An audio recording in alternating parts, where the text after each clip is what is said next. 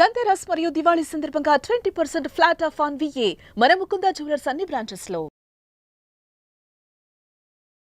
నమస్తే రమగారు. నమస్తే జయ.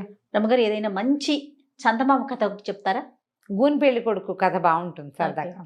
చూడండి, మనకి పాత దేవాలయాలు చూడాలంటే భలే ఆసక్తిగా అనిపిస్తుంది కదా, అట్లా పాత కథల మీద ఆసక్తి ఉంటుంది. అవును. పూర్వం ఒక రాజుగారు ఉండేవారు, శూరసేనుడు. ఈ శూరసేనుడికి భార్య గతించింది, ఒక పిల్ల మాత్రం ఉండేది, ఇందుమతి అమ్మాయి పేరు. బాగుంది. ఇలా చాలా యాక్టివ్, అన్నీ తెలుసుకోవాలి పిల్ల. ఈ ఇందుమతికి ఒక దాది ఉండేది, ముసలవ్వ, ఒక మీడియం ముసలితనం అనమాట. పిల్ల ఏది అడిగినా చెప్పేది. అదేమిటి, ఇదేమిటి, ఇదేమిటి, దీన్ని ఏమంటారు, ఇది అక్కడ ఎందుకు లేదు. పిల్లలకు బోళ్ళని శంకలు వస్తుంటాయి కదా, అసలు శంకలు చాలా ఎక్కువ, ప్రశ్నలు ఎక్కువ. అయితే ఏమైంది, ఒకసారి తోటలో తిరుగుతున్నారు. పిల్ల ఒక 7 ఏళ్ల పిల్ల, అప్పటికి 7 ఏళ్ల పిల్ల తిరుగుతుంటే దానికి తొండ ఒకటి చెట్టు మీద పాకుతూ కనపడింది. దానికి బుడతలు, చిలకలు అవన్నీ తెలుసు. అదేమిటిది అది అని అడిగింది. అదేం చెప్పిందంటే, దీన్ని తొండ అంటారు, ఇది వరకు కొండలంత ఉండేవిటి అవి, అయితే భూదేవి వీటి బరువుని మొయ్యలేకపోతున్నాను అని బ్రహ్మదేవుడికి మొరపెట్టుకుంది. అందుకని అవి సైజు పెరగకుండా అంతే ఉండేలాగా చేశాడు. పుట్టినప్పుడు ఇంత ఉంటుంది, తర్వాత ఇంత అవుతుంది, అంతే ఉంటుంది. తొండ ముదిరితే ఊసర వెళ్ళి అవుతుంది అంటారు, ఊసర వెళ్ళి కూడా అంత అవ్వదు, అది కూడా అంతే ఉంటుంది అని చెప్పింది. చెప్పేసరికల్లా ఆ తొండని పుచ్చుకుని ఆడుతూ ఉండేది. పుచ్చుకునేది. పిల్లలు చిన్నతనంలో భయమే ఇది కదా. ఏం చేసింది, వాళ్ళ నాన్న మంత్రులు అందరూ కూర్చొని మాట్లాడుకుంటుంటే ఈ తోటలో నుంచి ఓ తొండ పిల్లని పుచ్చుకెళ్ళి ఆ చేతి మీద అటు ఇటు పోతే కిలకిల్లాడుతూ తీసుకెళ్ళి నాన్న ఒళ్ళో పడేసి, నాన్న అదాట బల్లి తొండ అవి మీద పడితే కంగారు పడరు, ఆయన లేజాని కంగారు పడ్డాడు, గోల పెట్టేశాడు. పిల్లడికి అంత చిన్న తొండకి భయపడతాం ఏంటి నాన్న, నీకు ధైర్యం లేదా అంది. ఆయన కొళ్ళు మండిపోయింది, కోపం వచ్చేసింది. కూతురు వచ్చేసరికి అలా కసిరేసాడు పిల్లని. కసిరేసి అది నిలదీసింది. ఊరుకోలే పిల్ల, చిన్నది కదా, ఇంతే ఉంది, దాన్ని చూసి భయం ఏమిటి అనేసరికల ఆయన చిరాకొచ్చి, తొండ నీ అంత అయ్యాక చేస్తాను నీకు పెళ్ళి అన్నాడు. ఊరికే ఒక ఇరిటేటింగ్గా ఏదో ఒకటి మాటలు, నీ పెళ్ళి అవుతుంది, నీ పెళ్ళి అయితే బుద్ధి వస్తుంది, ఇలా మాట్లాడతారు కదా, అట్లా. ఈ వాదనలో తొండ నీ అంత దయ్యాక పిల్లకి నీకు పెళ్లి చేస్తాను అన్నాడు. అనగానే మంత్రులు హాహాకారాలు చేశారు. ఏమిటి మహాప్రభు, ఇలా పిల్లని ఇంత మాట అంటారా, తొండ ఎంతే ఉంటుందండి, అది పెరగదు, తొండలు పెరగవు కదా, పిల్ల పిల్లలా ఆపుతాము, పైగా ఏదో చిన్నపిల్ల సరదాగా చేసింది అనేసరికల్లా ఆయన బిగిసిపోయాడు రాజు. నేను అన్నది మాట అంటే మాటే, ఫిక్స్ అయిపోయాడు. నేను అన్నాను కాబట్టి అంతే చేస్తాను అన్నాడు. ఈ తొండని కాపలాగా ఏంటి, దాన్ని పెంచండి, అది పెరిగితేనే పిల్లకి పెళ్ళి. అయ్యో రామ, ఇప్పుడు ఈ పిల్ల ఎంత ఉందో తొండ దీనంత అవ్వాలి, అప్పుడే పెళ్లి చేస్తా.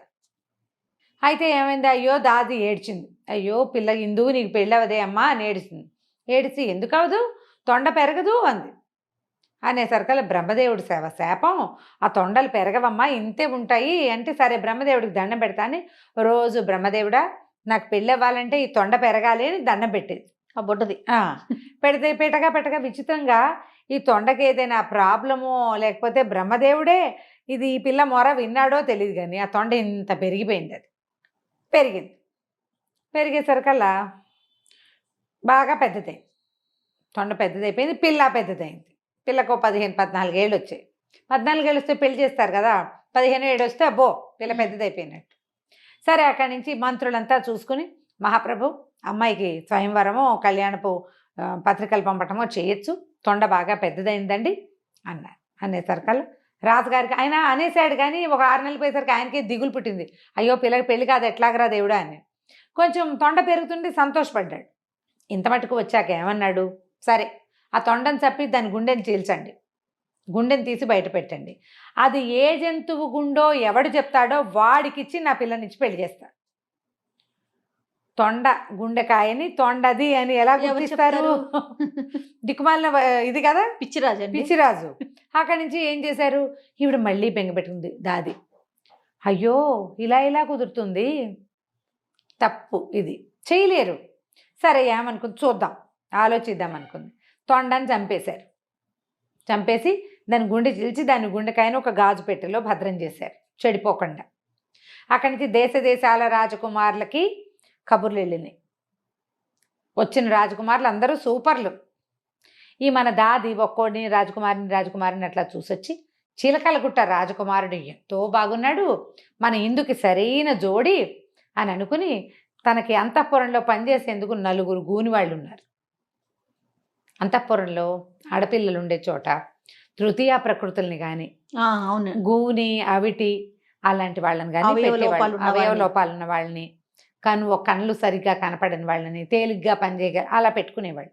ఈ గూని వాళ్ళల్లో ఒకరిని పిలిచి, ఒరే గూనివాడ నువ్వు ఒక పని చెయ్యి, మరి చిలకలగుట్ట రాజకుమారుడు ఉన్నాడు, అతని దగ్గరికి వెళ్ళి ఈ గుండె తొండది అని చెప్పు. అతను చెప్పేస్తాడు.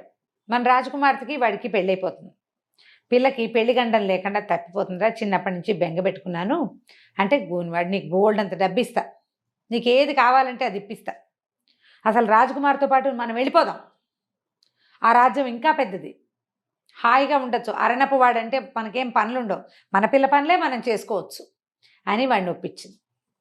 ఒప్పుకున్నాడు వెళ్తానని చెప్పాడు. కానీ వాడు వెళ్ళల. ఇప్పుడు రాజకుమార్తెని పెళ్లి చేసుకునే ఏకైక రహస్యం ఏమిటి?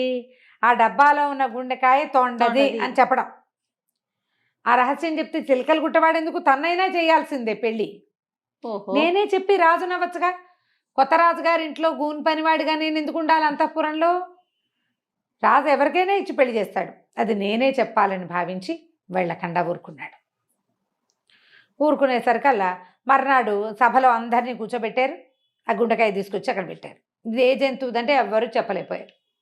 ఈ గూనివాడు అన్నాడు, మహారాజా నేను కూడా ప్రయత్నించచ్చా అంటే, ఎవరైనా ప్రయత్నించచ్చు అన్నాడు. నువ్వు పనివాడివి, నువ్వెందుకు ప్రయత్నిస్తావు అనలా. అనకపోయేసరికల్లా ఆ అబ్బాయి ఏమో చెప్పేశాడు. ఆ గూని అబ్బాయి హంప్ అనాలి, ఈ హంప్ కాస్త చెప్పేసరికల్లా ఇంకేముంది, రాజుగారు ఈ ఏ జంతువు గుండెకాయ అయితే వాడికి ఇచ్చి పెళ్లి చేస్తాను చెప్తాడో పెళ్లి చేస్తానని చెప్పాను కాబట్టి మాట అంటే మాటే, ఇక్కడ మాత్రం పట్టుకున్నాడు. మాట అంటే మాటే కాబట్టి పిల్ల పెళ్లి నిశ్చయమైపోయింది. రాజకుమారులందరూ తెల్లబోయారు. వివాహం చూసి వెళ్ళండి మీరంతా అని అందరికీ సకల రాజ మర్యాదలు చేశారు. ఈవిడేమో తెల్లబోయింది. ఊరివిడి దుంపదేగా, త్రాష్ట్రుడు ఇంత పని చేశాడు, ఇప్పుడు ఈ పనివాడు, పైగా గూనివాడు, పిల్లేమో అందమైన పిల్ల, దానికే ఇష్టమైతే వేరే కథ, వీడు దొంగ, ముందు వాడు ప్రవృత్తి సరైంది కాదు, వాడిది ప్రవృత్తి మంచిది కాదు. ఆవిడ ఏం చెయ్యాలో తెలియలా. సరే ఏమైంది, సరే పెళ్ళికి ఒప్పేసుకున్నారు. ఈ అంతఃపురంలోకి గూనివాడు వస్తుంటే ఆ మిగిలిన ఫ్రెండ్స్ ఉన్నారుగా, వాడికి మొత్తం 4 కదా, వాళ్ళందరూ నన్ను అడిగారు, ఏరా నువ్వు రాజకుమారిని పెళ్లి చేసుకుంటున్నావు, మరి మాకు తగిన బహుమానాలు ఇవ్వు, మనం అందరం స్నేహితులం కదా అనేసరికి, నేను రాజు అవుతున్నాను, మీతో నాకు స్నేహం ఏమిటి, పోపండి అన్నాడు. పొమ్మనేసరికల్లా వీళ్ళు 3 బిక్కమొహాలు వేసుకుని యువరాణి దగ్గరికి వెళ్ళారు. మరి మా స్నేహితుడు మిమ్మల్ని పెళ్లి చేసుకోబోతున్నాడు యువరాణి, మరేమో మాకు ఏమి ఇవ్వనన్నాడు, ఏమి ఇవ్వను, అసలు మిమ్మల్ని ఉండనివ్వని భూమి మీద అన్నట్టుగా మాట్లాడేశాడు, మరి మీరు ఏదైనా మాకు ఇస్తారా అని అడిగేసరికల్లా ఈవిడేమంది, వాళ్ళతో పెట్టుకోవద్దు, నా పెళ్ళి అవనివ్వండి, నేను మీకు ఇంత కావాల్సినవి ఇస్తాను, మిమ్మల్ని మా దగ్గరే ఉంచుకుంటామని చెప్పింది. ఇంతలో ఏమైంది, మాటల సందడి వినపడుతోంది. రాజుగారు పెళ్లి కొడుకు అంటే ఆ హంపబ్బాయి ఇద్దరు వస్తుంటే ఈవిడేం చేసింది, అంతఃపురానికి ఈ అమ్మాయి ఉన్న గదికి ఒకటే తలుపు ఉంది, వీళ్ళని ఇంకో చోటకి పంపలేక పెద్ద భోషాణం పెట్టుంటే, ఒరే మీరు 3 ఇందులో దాక్కోండి, మా నాన్నను అతను చూశారంటే ఏమంటారోను అని ఎక్కిచ్చింది, మూత పెట్టేసింది. వాళ్ళిద్దరూ లోపలికి వచ్చారు. రాజు ఆడిన మాట తప్పకపోవటం, ప్రజల్లో అందరిలోకి మనకి ఎలాంటి ఇవి ఉంటాయి, గూనెబ్బాయిని పెళ్లి చేసుకోనని అది నేను వనకూడదు, పతివ్రత ధర్మాన్ని పాటించాలని కూతురికి 1 గంట బోధించాడు. మనం చెప్పాం ప్రజల్లో ఒకటేసారి, మనం అందరికీ ఏమిటి వాళ్ళందరి ముందు ప్రమాణం చేశాను, ఆ ఏ జంతువు గుండెకాయ అని ఎవడు చెప్తాడో వాడికి ఇచ్చి పిల్లని పెళ్లి చేస్తానని, కుంటి గుడ్డి గూని ఎవరన్నా సరే వాళ్ళకి ఇచ్చేయాల్సిందే, కాబట్టి నువ్వు నా మర్యాద కాపాడాలమ్మాయి అని కూతురికి నచ్చ చెప్పాడు. సరేనంది. ఇద్దరు వెళ్ళారు. వాళ్ళు వెళ్ళడానికి 1 గంట 2 గంటలు పట్టేసరికల్లా సరే భోషాణం పెట్టి తీసింది. వాళ్ళు వెళ్ళాక ఆ లోపల కూర్చునున్న 3 ఊపిరాడక చచ్చిపోయారు. నిర్ఘాతపోయింది రాకుమారి. ఏమిటో వీళ్ళకి హెల్ప్ చేద్దాం అనుకుంటే వీళ్ళు కాస్త పోయారు, బహుమతులు ఇద్దాం అనుకుంది.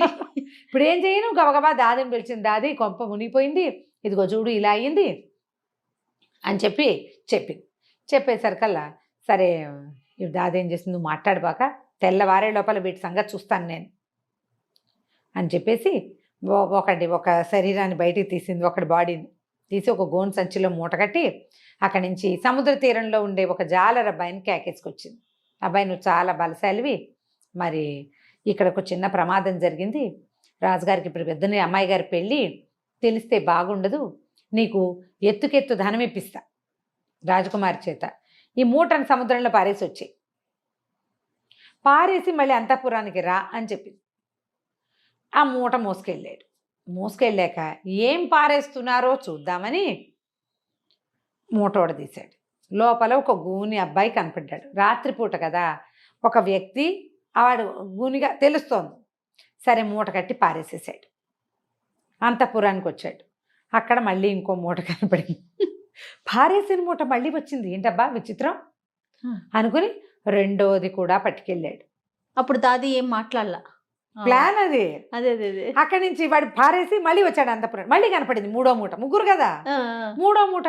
ఓరి గూని వెదవా, నేను నిన్ను పారేస్తే మళ్ళీ వస్తున్నావు, ఎట్లాగురా నీ సంగతి అని చెప్పేసి మళ్ళీ తీసుకెళ్లి మూటను పారేశాడు.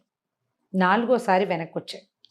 వచ్చేసరికి పెళ్లి కుమారుడు ఉన్నాడు కదా, ఈయన ఏం చేస్తున్నాడు, అప్పుడే మెట్లెక్కుతున్నాడు. మెట్లెక్కుతుంటే ఈ బలాఢ్యుడైన జాలర్ అబ్బాయి ఏమనుకున్నాడు, హౌరవురా 3 సార్లు మూట కట్టి పారేసిన మంచి బట్టలు వేసుకుని వెళ్తున్నాడు గూని వెదవా, వీడి సంగతి చెప్పాలని ఏం చేశాడు, వెనక నుంచి అధాటన కొట్టాడు ఒక దెబ్బ.